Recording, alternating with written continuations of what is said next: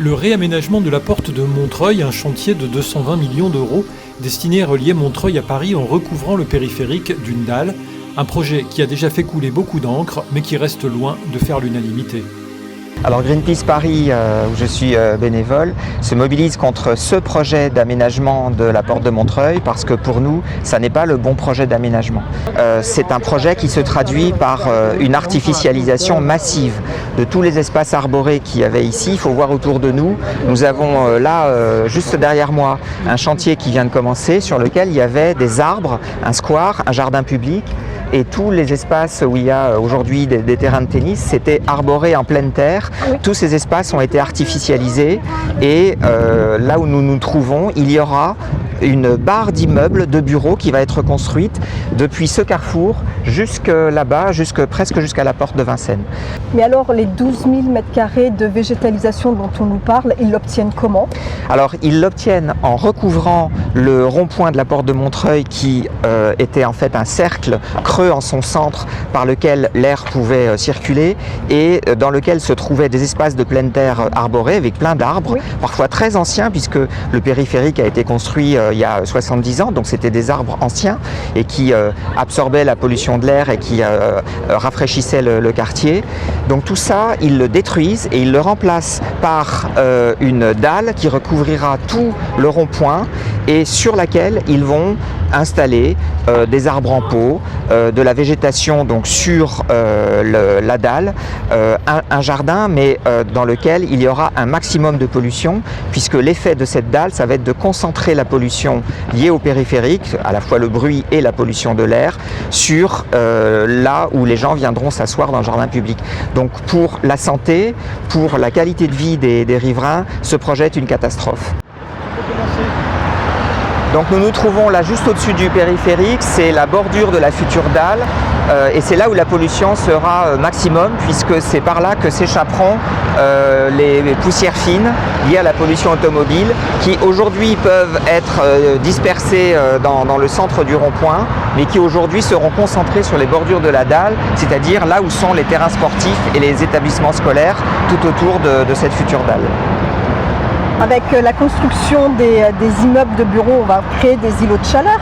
Tout à fait. Derrière nous, il y aura donc une barre d'immeubles de bureaux qui va créer un îlot de chaleur urbain qui va donc contribuer à dégrader la qualité de vie des habitants du quartier en période de canicule.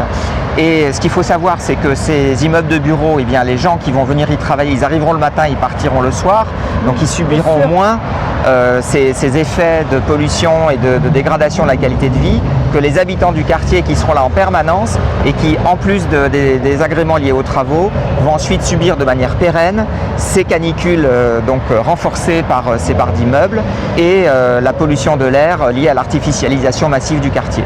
C'est complètement en contradiction avec ce que la ville de Paris appelle son plan local d'urbanisme bioclimatique, son PLU bioclimatique, qui comporte des objectifs très vertueux en matière de défense de l'environnement. Mais ce qu'on est en train de voir ici, c'est l'exact contraire du PLU bioclimatique de la ville de Paris.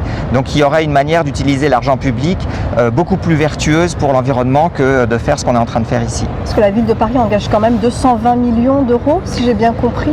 Ce sont des coûts colossaux. Il y avait moyen de faire un autre aménagement respectueux des espaces arborés, de l'environnement et beaucoup moins cher que l'espèce de spéculation immobilière à laquelle on assiste ici.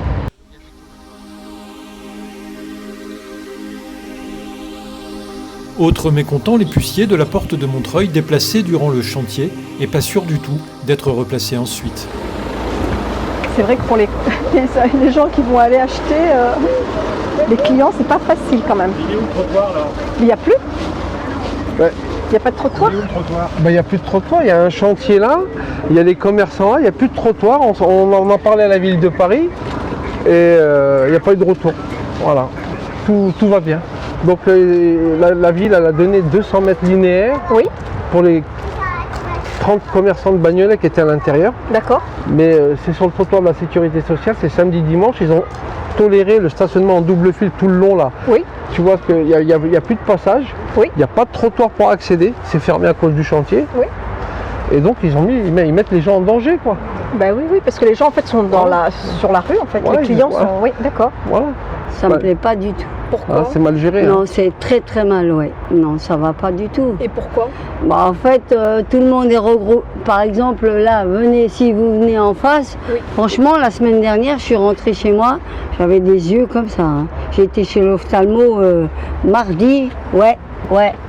La fripe emmène beaucoup de poussière et il y a un produit sur leurs vêtements, vous savez, pour qu'ils se tiennent, pour que les vêtements restent à peu près corrects.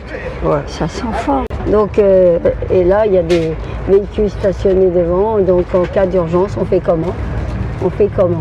Alors surtout moi je repars par la gauche, je repars pas par la droite, parce que si on repart par là, il faut monter jusque je sais pas où.